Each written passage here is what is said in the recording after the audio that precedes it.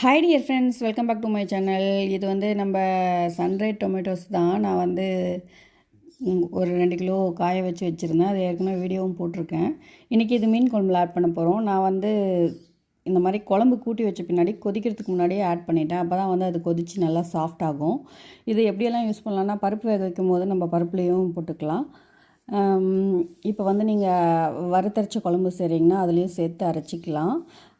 ரொம்ப நல்லாயிருக்கு. ஒன்றே எண்ணெயில் போட்டு ஃப்ரை பண்ணோம்னா அது பொரிஞ்சிரும். தக்காளி சேர்த்து கொஞ்சம் நேரம் கொதித்த பின்னாடி அது நல்லா சாஃப்ட் ஆகிடுச்சு. கொஞ்சம் மாங்காய் சேர்த்துருக்கேன், அப்புறம் சங்கரா மீன். இந்த குழம்பு ரெசிபி ஏற்கனவே நம்ம சேனலில் இருக்குது. நீங்கள் தேவைன்னா செக் பண்ணி பார்த்துக்கலாம். நான்வெஜ் ரெசிபீஸில் இது பொடி சங்கரா தான், ஒரு 6 பீஸ் மட்டும் சேர்த்துருக்கேன். இந்த குழம்புல பார்த்திங்கன்னா தேங்காய், மிளகு, சீரகம், ஒரு 2 சின்ன வெங்காயம், இதெல்லாம் நம்ம கொஞ்சம் வெந்தயம் இதெல்லாம் சேர்த்து அரைச்சி ஊற்றுறது.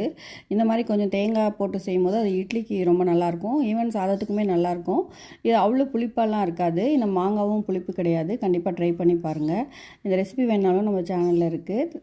பாருங்கள், சூப்பராக மீன் குழம்பு ரெடி ஆகிடுச்சு. அவ்வளோதான். இதை வந்து க்ளோஸ் பண்ணி வச்சுட்டு ஒரு 1/2 hour கழித்து நம்ம சர்வ் பண்ண வேண்டியது தான். தேங்க்ஸ் ஃபார் வாட்சிங். Wishing you happy cooking.